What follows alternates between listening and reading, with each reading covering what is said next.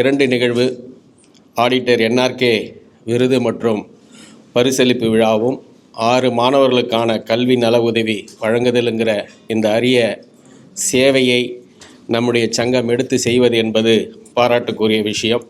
இந்த நிகழ்வினுடைய முக்கிய நோக்கமே அந்த படைப்பாளர்களை நாம் அங்கீகரித்து கௌரவித்து அவருடைய பணிகள் மேலும் சிறப்பாக இருக்க வேண்டும் என்பது தான் நம்முடைய அமைப்பினுடைய முக்கிய நோக்கம்.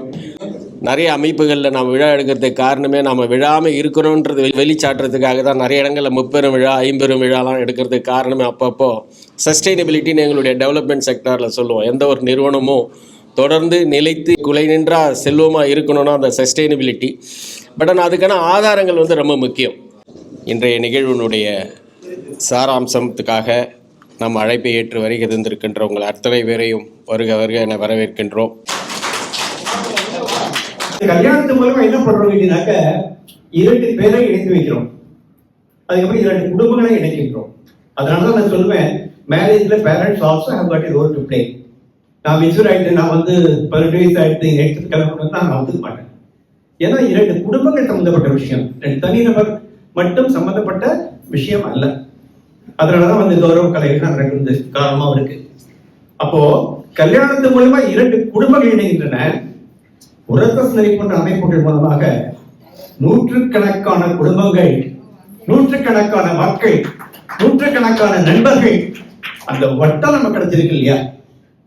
அதுதான் பாத்தீங்கன்னாக்க இந்த மாதிரி அமைப்பினுடைய முக்கியத்துவம். 40-45 ஆண்டுகளுக்கு மேலாக சிறப்பாக நடந்து கொண்டிருக்கிறது, அழகாக நடந்து கொண்டிருக்கிறது. பெருசாக இல்லாட்டா கூட சிறியதாக அழகாக ஒரு அமைப்பாக இருக்கின்றது. உரத்தசனரியிலே ஒரு உறுப்பினர் என்ற வகையிலே, ஒரு புலவர் என்ற வகையிலே நான் கலந்திருப்பதை பெருமையாக கருதுகிறேன்.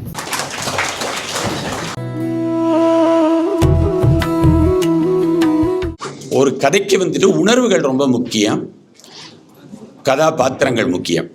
இது ரெண்டும் நான் பார்த்த கிட்டத்தட்ட இந்த 40 வருஷமாக நான் எழுத ஆரம்பித்ததில் எனக்கு கிடைச்ச அனுபவம் இதுதான்.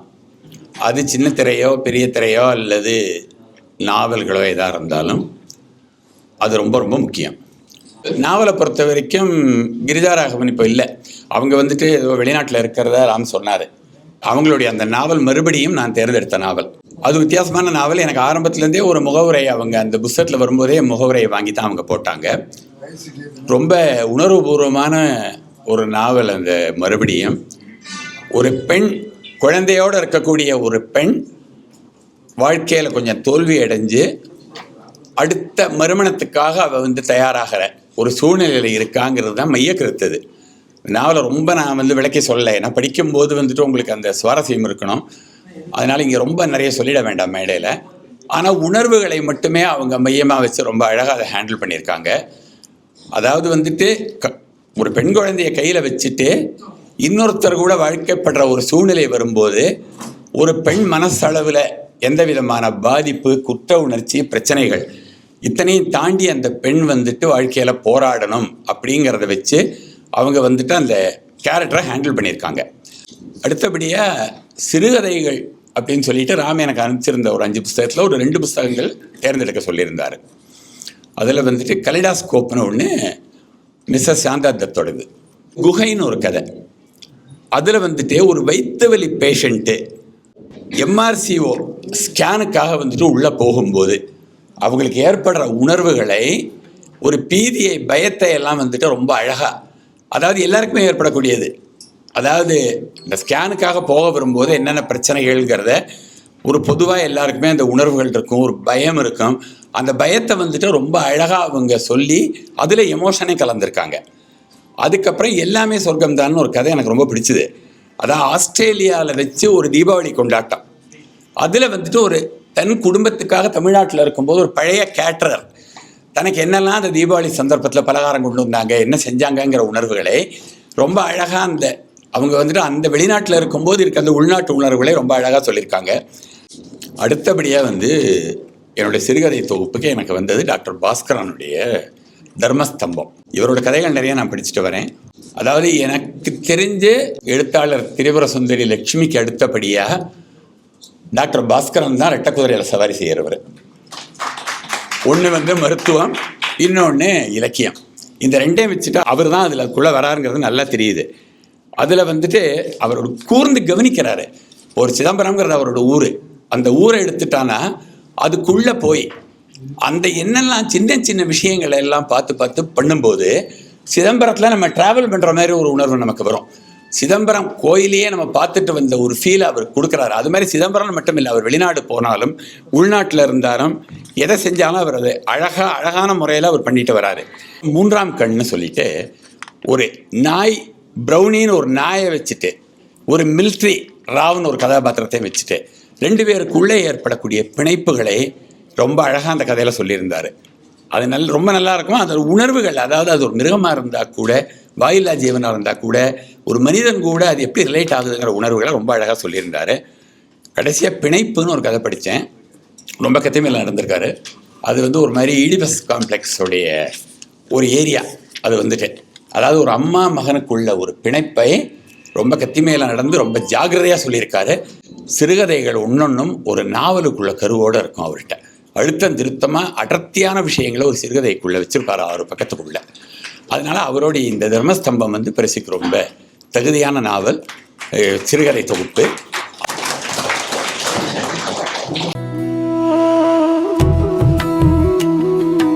கவிஞர் எழுத்தாளர் சொல்லின் செல்வர் திருவை பாபு அவர்கள் எழுதிய கம்பனில் இளங்கோ என்ற கட்டுரை நூல். அதில் என்ன சிறப்பு அப்படின்னா, 2வது நூற்றாண்டில் தோன்றிய சிலப்பதிகாரத்தையும் 12வது நூற்றாண்டில் தோன்றிய கம்பராமாயணத்தையும் இணைத்து அது 2 நூல்களிலும் இருக்கக்கூடிய ஒற்றுமைகளை, அது சொல்லிலாக இருக்கலாம், அல்லது உவமையில் இருக்கலாம், அல்லது காட்சியில் இருக்கலாம், அல்லது கருத்தில் இருக்கலாம், அப்படிப்பட்ட உவமைகளை ஒப்பீடுகளை ஒப்பிட்டு அந்த நூல் எழுதியிருக்கிறாங்க. கம்பனில் எந்த பாடல் அந்த படலத்தில் இருக்குன்னு காண்பித்து விட்டு அது இளங்கோவிலிருந்து எங்கிருந்து எடுத்திருக்கிறார் என்பதை சிலப்பதிகாரத்தினுடைய அந்த பாடலை என்னோடு சேர்ந்து முன்னாடியே ஒரு பட்டியல் கொடுத்திருக்கிறார் என்பது அந்த நூலுடைய பெரும் சிறப்பாக நான் கருதுகிறேன்.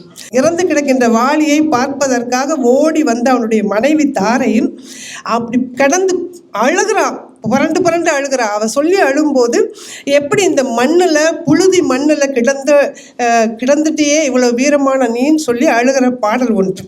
அது அவ சொல்லுவா, தோல் பொடி ஆடி வைகுவாய் தரை மேலாய் சொல்லி அப்படி கதறி அழுவான்.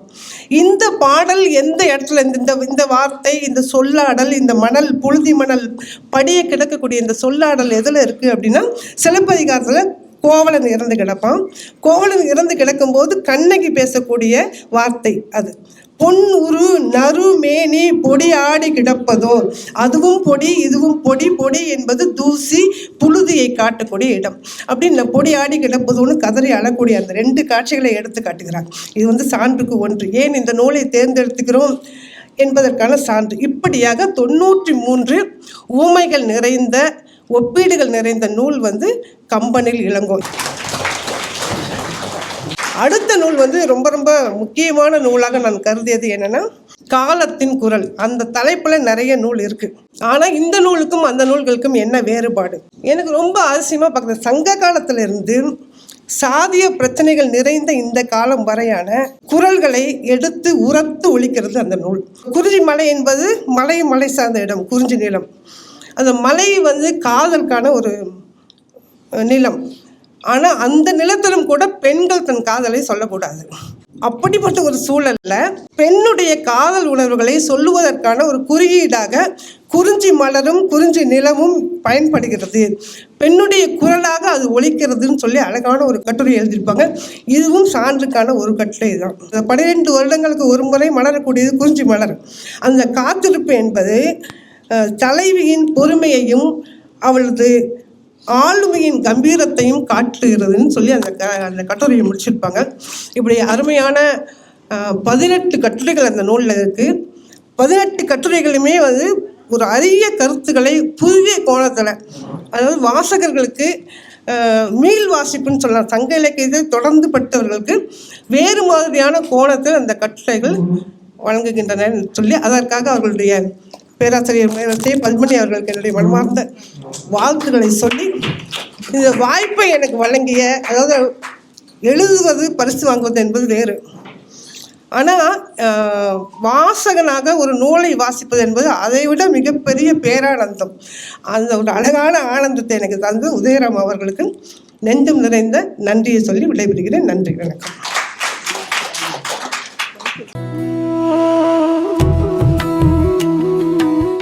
வற்றிய குளத்தின் கடைசி மீன்கள். இதனுடைய ஆசிரியர் கீழை நிலாபாரதி ஐயா வந்திருக்காங்களா? மௌனத்தின் மொழிபெயர்ப்பு அமுதா பொற்கொடி அவர்கள்.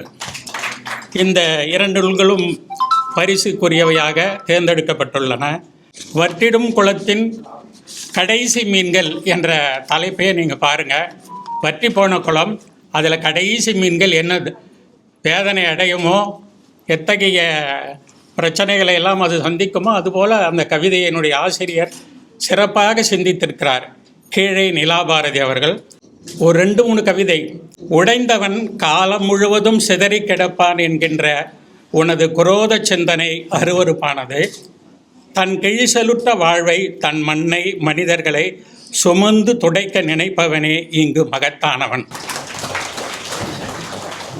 லாஸ்ட் டேஸில் மனித வாழ்க்கை எவ்வாறு இருக்கும் என்று கீழே நிலாபாரதி எழுதுகிறார். ரொம்ப அற்புதமான தத்துவங்கள். எனக்கு பிடிச்சதும் அதுதான். காலம் நம்மை பறிக்க துவங்கும் போது ஒரு மலரை போல உதிர வேண்டும், ஒரு சருகை போல விடுவித்து கொள்ள வேண்டும். அத்தனை இயல்பாய், அத்தனை வாத்சல்யமாய் அது நிகழ்ந்தேற வேண்டும். கடைசி நாட்கள் இப்படி இருக்க வேண்டும் என்று விரும்புகிறார் ஆசிரியர். நல்ல அற்புதமான கவிதைகள் எல்லாம் எழுதியிருக்கிறார் கீழே நிலாபாரதி அவர்கள். இன்னொரு கவிதை நூல் மௌனத்தின் மொழிபெயர்ப்பு, ரொம்ப அற்புதம். விழுந்தது ஆலவிருட்சம். தேடி தேடி ஒரு சிலர் தான் எடுத்திருக்கேன். ஆலவிருட்சம் விழுந்ததாம். நம்ம அடையாறு ஆலமரம் விழுந்தது நினைவில் கொள்ளுங்கள்.